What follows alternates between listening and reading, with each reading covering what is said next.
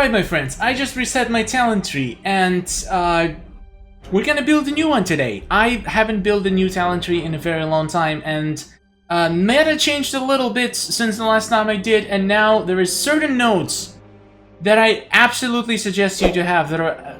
We are gonna, again, everybody has different playstyle. I just want to say it right now. Everybody has a different playstyle. Everybody has different characters as maxed out characters or characters that you use a lot, and your choices will be slightly different.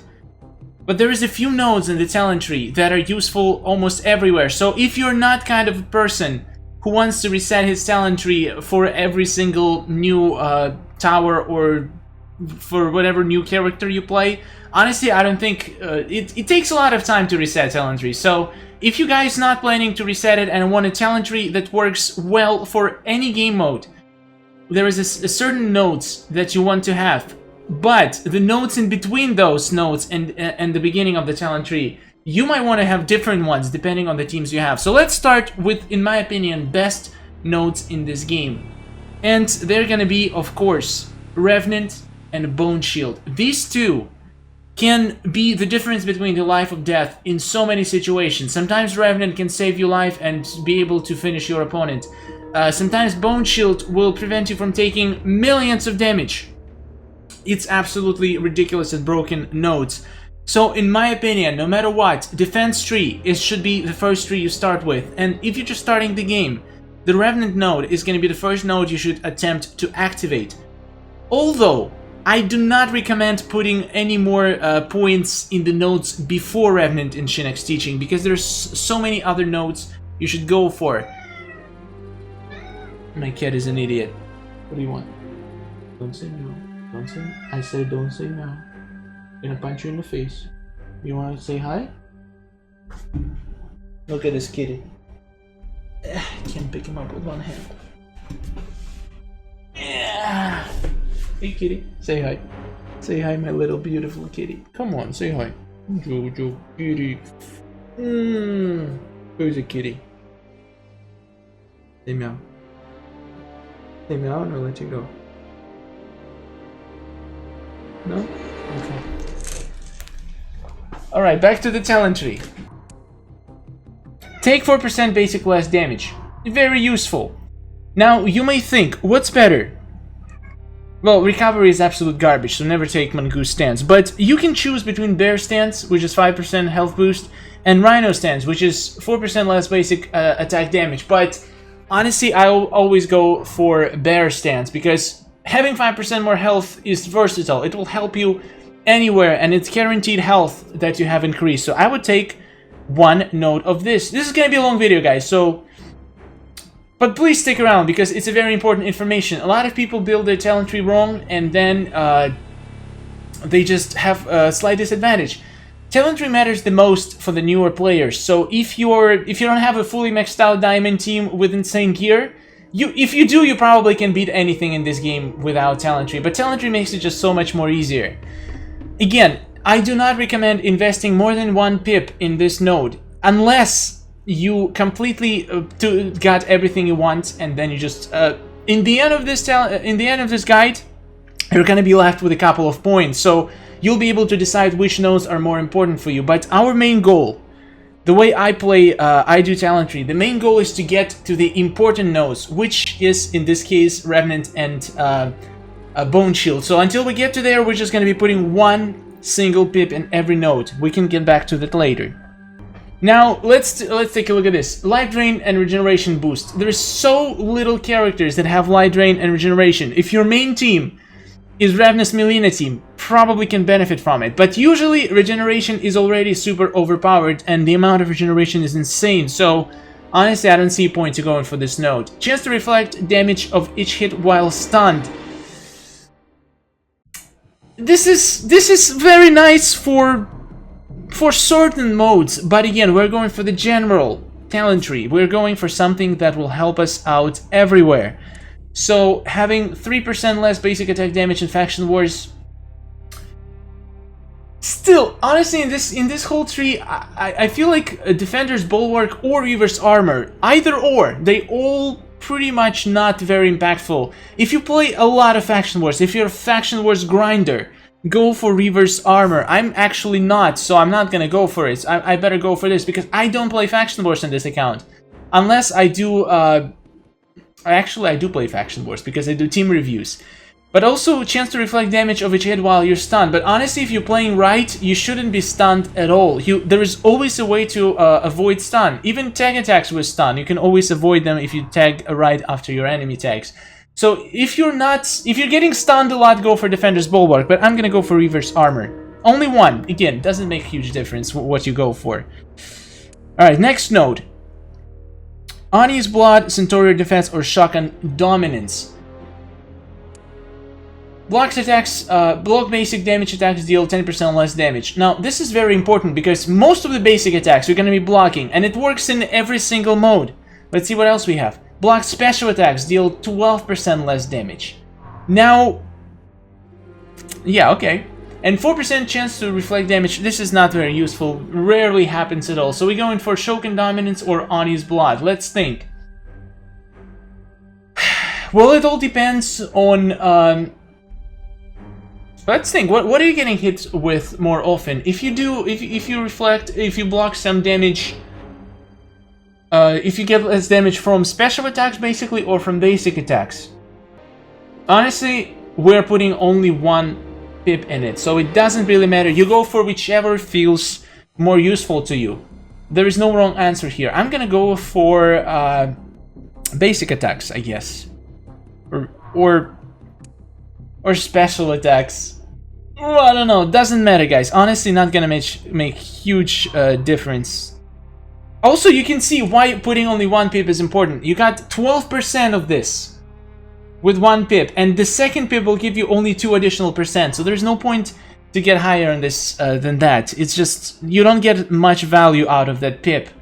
You always want to get as much value as possible. Now, this one is also very controversial. There is a couple good notes. Shield break resistance is not very useful because it doesn't happen that often. You should always think what happens to you a lot and what could you prevent or improve. Now, if you take critical damage, gain 10% of that damage as power. This is a good node for power generation setup, which we're gonna review soon as well. The power generation setup is very powerful for most of the game modes. But this is really good because if you take a lot of critical damage, you get 10% of the damage as power. But technically, you don't get... wait, does it work when you're blocking too? I need to test this. Does it work when you block? Do you get power on critical hits when you block critical hits? Because if it is, it's way more useful. Again, if you're going to power generation setup, that one is probably better. But power drain is pretty common in this game, so being able to resist power drain by 20% is pretty useful. And again, next node only increases it by 5%, so not very useful. We're getting closer to our best nodes, my friends. Now, this one is about dots. What do we want to have? 30% less duration or 10% chance to risk on special attack use? Now, honestly, you shouldn't be hit by a lot of dots. If you're fighting MK11 team, you're probably going to be getting set on fire all the time. And if the dots last 30% less, it's pretty good. If every time MK11 Scorpion takes in, his fire basically does 30% less damage to you. Stun and power drain resistance. Now, this one is actually very good. Sometimes being able to resist stun is very useful, and even though it's only 4%. Again, there is no wrong answer in here. Go for whatever feels better to you. All 3 nodes are decent. But I feel like if you're not fighting a lot of MK11 teams, not other teams, you should always be able to block the attacks that have dots, most of them. So I usually go for resistance for stun and power drain, but again, this is not the important part. Any node in this tree will be quite decent. And now we get Shinnok's Teaching, which is Bone Shield, also known in Mortal Kombat community. We're going for Revenant and Shinnok's Teaching and going all the way up. Very important nodes, like literally game-changing. Some people prefer not to play with them, but I feel like they saved my life so many times, I just can't. Whenever I play without them, I always...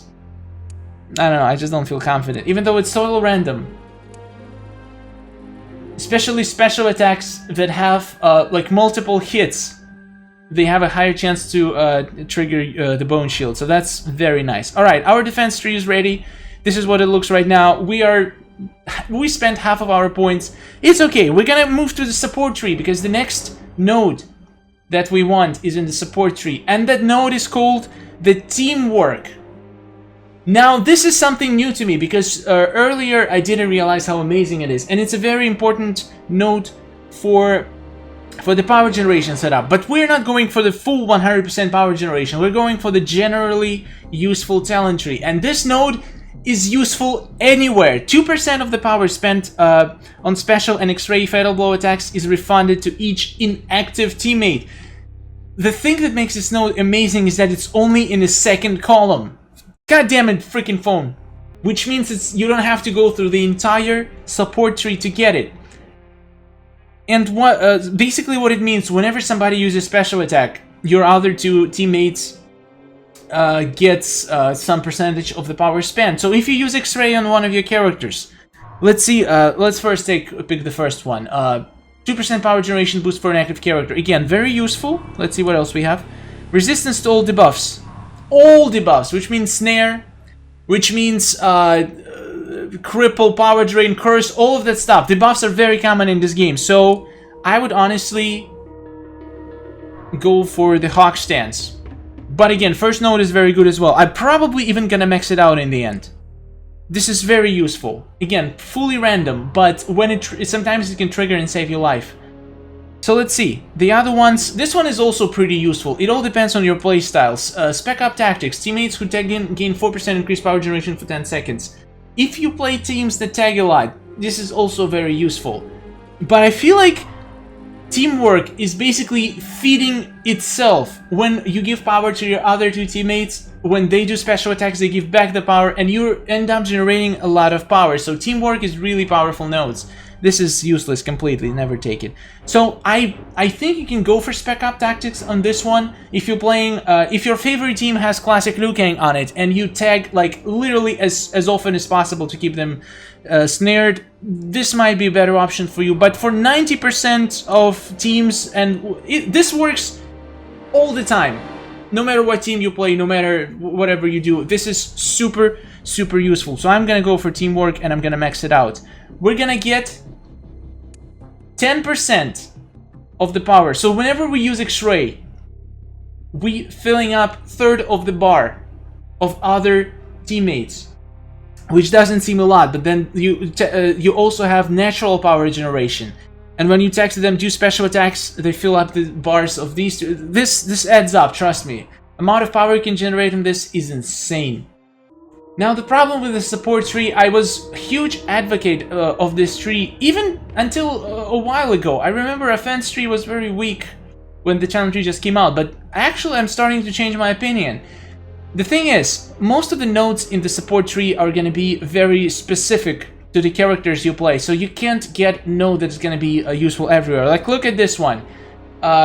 Increased damage against opponent with bleed, poisoned, or fire. The problem is, you constantly play different teams, so you can't.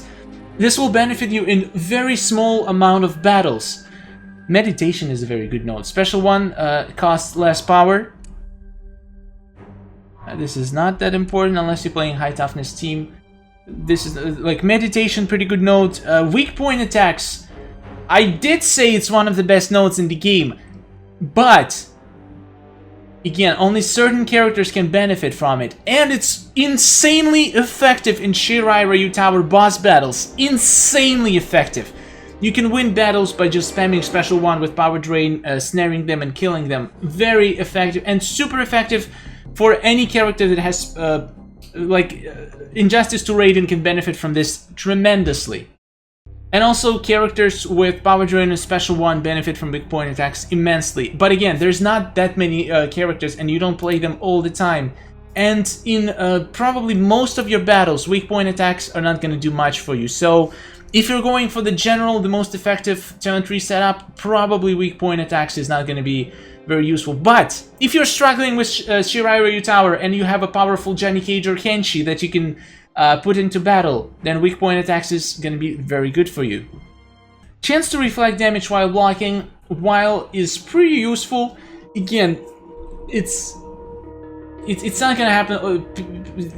Like, how do you decide what do you want to reflect? Special 1 and Special 2. Some characters have insane Special 1, some characters have insane Special 2. So, in 2020, right now, I honestly think that this is the only thing you need from the support tree. I might come back and max out Hawk Stance. It's just really good. It's really useful. But I'm changing my mind, guys. I'm converting into Offence tree because there are some nodes in here that are pretty freaking insane. I'm not sure that I like combo enders. For certain characters, combo enders can be super beneficial, but combo enders have their drawbacks because combo enders break up your own combos. It's in the word. It's ender. So you end your combo, which means after you execute combo ender, your enemy has a chance to block, tag out, do special attack, and if you have unblockable gear, you basically you lose your unblockable streak, and your enemy. I mean, you don't lose it. You can still resume it, but the chance is it's much easier to fight when you don't do that much combo enders. At least that's how I need to research more into it, but most of the characters can't really benefit from it, and doing slightly more extra damage on this, I just can't. It's just not enough for me to include this node. However, if you look at the rest of this column, there's just nothing else you can take. But I wouldn't invest more than just one pip into this node. Let's see what are the best nodes in the Offence tree. Now, the only way combo enders can be very useful is if you combine Deathmark technique with increased chance of combo ender. And there are certain things here that also benefit from combo ender, like critical damage boost. Oh, this is good. Critical hits gain. Oh, okay. Here, 22% chance combo enders deal 20% damage to all targets. So if you are going for increased combo ender chance, you better go for these two nodes as well. This is a pretty good thing that can kind of counteract recovery a little bit. I need to experiment with this more. I'm not very familiar with the Offence tree, to be honest, but I am gonna select a couple nodes here and I'm gonna play with them around. Blocked attacks do 2% more damage. Depends on your playstyle. If you find yourself... I usually put a lot of unblockable gear on my characters, mostly almost everywhere I fight, so I don't usually do a lot of blocked attacks. So I feel like having 1% basic attack damage is more useful, just because I try not to hit enemies that are blocking. Okay, so I'm gonna go for precision here. I'm gonna experiment with it. Let's go for the full combo ender shenanigan and see if it works out. Now, if you decide between special attack 1 damage boost and special attack 2, also depends on your playstyle. I find myself using special 2s way more often, even though you can spam a lot of special 1s that have power drain on them, that have stun on them, like Scorpion. If you're playing a lot of Scorpion, you probably want to get rapid response for special 1. But this is a difficult one, because I really feel that when you can do more special 1s more often, but if you have something like Maxed Out Soul Medallion, or gear that gives you 50% off special 2, you're probably going for special 2s most often. So choose the one that you use the most. I definitely use special 2s the most, so I'm gonna go for the Thunderous Blows. Another thing, why would you want to go not go much for support, is that it increases recovery, the most useless stat in the game. But defense and offense increase your health and attack, so that's very useful. Now in this one, I hate this node just because I have to choose again between bleed, poison, and fire. So again, Just look at your strongest characters. Do you have a lot of poison? Do you have a lot of fire or a lot of bleed? And just choose the one that you're gonna use. There is no wrong note in here. I feel like poison is the least common, and fire right now, especially with the prevalence of MK11 team, MK11 Scorpion, and how everybody playing them, and also all the Scorpions and other... I feel like fire and bleed are more common, but fire is slightly more common, so I'm gonna go for fire. But again, it's going to be different for every single person. Critical hits gain 2% more power upon impact. 2% more power seems to be very... Not very good unless you max out that node. It's not going to make much difference. But 10% critical damage boost, which means if you do use a lot of critical gear, if you have Wrath Hammer maxed out, if you have Shao Kahn's helmet maxed out and you use them all the time, if you do play critical teams, go for critical damage. But I feel like having a little bit... Also, this is like critical hit chance boost. What if you already have like a critical hit chance boost and get it to 100% already? Most of the time it doesn't happen, and I feel like... I don't even know what's the default critical hit damage modifier, but I feel like I should go for the chance, because most of the time I don't have enough chance. 22% chance combo enders deal 20% damage to all targets.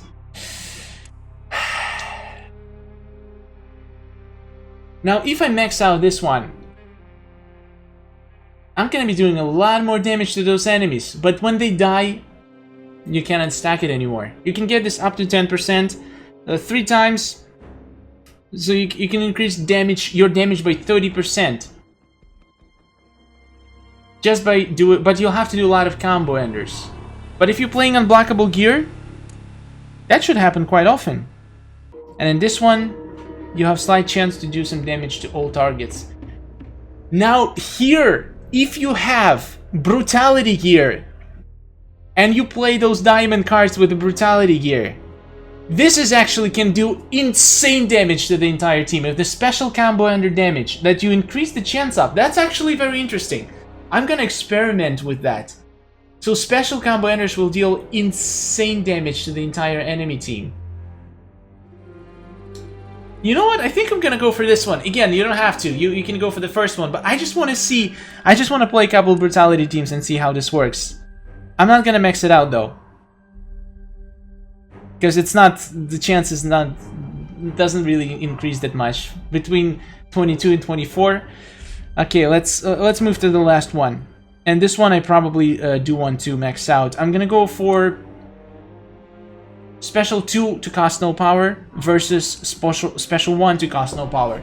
Special 1's regenerating way faster. As you know, between the more power you have, the slower it regenerates. So honestly, Special 2 all the way. And I'm gonna max it out. So we have 10% chance for your Special 2 to cost no power. Sometimes it can mean insane damage increase from your characters. And the rest of the points that I have, I'm gonna drop into Hawk Stance. We're gonna have 16% resistance to all debuffs. Fortunately, missing one. Alright, this is my new talent tree setup, guys. I completely changed my mind, and I might change my mind again, but I feel like this is actually pretty interesting. I want to see how this plays out. I kind of regret here now not just maxing out Lion Stance, Precision, this one, and maybe this one. Increase critical chance boost, and not going for the Art of Tsunami or a Danian Champion at all. But I feel like I use a lot of Special 2s, and being able to get them for free. But we do have a lot of power generation, so this works actually pretty well with the teamwork. If you get it for free, we still share power. It should generate an insane amount of power. Alright, I'm gonna test it out, guys. This is not all be all. You can go for defense, for support tree. I did that in the past. I want to try something new. So this is my talent tree setup for 2020. Let me know in the comments if you agree or disagree, and what would you change. And thank you for watching. Hopefully I helped somebody. Definitely... oh my god, my battery's dying. Definitely feel like teamwork, Revenant, and Bone Shield are the most important. Everything else is up to you. Thank you for watching. Goodbye.